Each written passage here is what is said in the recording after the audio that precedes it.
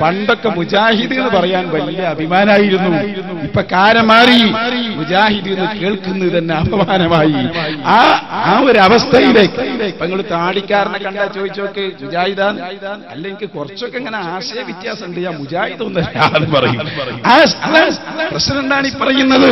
ഞങ്ങളിവിടെ അറബിക്കടലിലേക്ക് വലിച്ചെറിയുകയാണ് പ്രസ്ഥാനത്തെ. ഇനിയത് വേണ്ട. അപ്പോ ഒരു മൗലവി ചോദിച്ചു, പണ്ട് ശംസുലമ വലിച്ചെറിഞ്ഞില്ലേ, പിന്നെ ഞങ്ങളുണ്ടല്ലോ, പിന്നെ എവിടെ ഞങ്ങളുണ്ടോ? പഴയ മുജാഹിദുണ്ടോ? ഇല്ല, അത് കാലത്തിന്റെ ശ്മശാനത്തിലേക്ക് പോയി. ഇപ്പോഴത് വേറെ മുജാഹിദ. അതിവിടെ മാളിയേക്കൽ സഖാഫി ഉസ്താദ് വിശദീകരിച്ചില്ലേ? ഇപ്പോഴത് പുതിയ മുജാഹിദ. ആ മുജാഹിദിനെ മഹാനായ ഇ.കെ. ഹസൻ മുസ്ലിയാരുടെ, ഇ.കെ. ഉസ്താദിന്റെ, എ.പി. ഉസ്താദിന്റെ മക്കളായ ഞങ്ങൾ അറബിക്കടലിലേക്ക് വലിച്ചെറിയുകയാണ്. ടി.പിയുടെ പ്രസംഗം നിങ്ങൾ കേട്ടോളൂ. അയാൾ പറയാം, അയാൾ ബുദ്ധിമുട്ടിക്കലും രാത്രി പാതിരാക്ക് വിളിച്ച് ചോദിക്കലും ഒക്കെ നടക്കുന്നു. അപ്പൊ ഞാൻ എത്ര അനുഭവിക്കുന്നുണ്ടാവും? എനിക്ക് എന്നെ സംബന്ധിച്ചിടത്തോളം വളരെ അപമാനമായി നമ്മുടെ സംഘടനയെ സംബന്ധിച്ച് അഭിമാനമായിരുന്നു അത്. നമ്മൾ തന്നെയാണല്ലോ ഈ മടപൂരികളേറ്റൊക്കെ ഭിന്നിച്ച്. നമ്മൾ വേറെ ആരുമല്ലല്ലോ.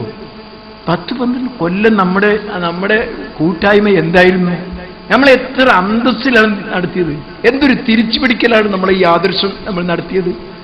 ആദർശമില്ലായിരുന്നു അത് എന്തെല്ലാം നിലക്ക്. എന്നിട്ട് എന്തെല്ലാം അന്ന് അവരുടെ ഭാഗത്ത് നിന്ന് കേൾക്കേണ്ടി വന്നു. എന്നിട്ട് നമ്മുടെ സംഘടനയെ ഈ നിലക്ക് ഭദ്രമായി ഇപ്പം പറയാം, സംഘടന ഭയങ്കര ആരായിരുന്നു ഉണ്ടാക്കിയത്? ആരായിരുന്നു കൂടിയിരുന്നു? നമ്മളെല്ലാവരുടെ കൂട്ടായ്മയല്ലേ? അതിലെന്തെങ്കിലും ഉണ്ടായിരുന്നു? എന്തൊരു ആത്മാർത്ഥമായ ബന്ധമായിരുന്നു നമുക്കുണ്ടായിരുന്നത്. സ്നേഹബന്ധം എവിടെയും കാണുമ്പോൾ ഈ ആദർശബന്ധം ഇതെന്തേ മുഴുവൻ നശിപ്പിച്ചില്ലേ? മുഴുവൻ ഏത് ഗ്രാമത്തിൽ ചെന്നാലും രണ്ടായി നിൽക്കല്ലേ? ഇപ്പൊ ആരാണ് ഇതിന് കാരണക്കാർ?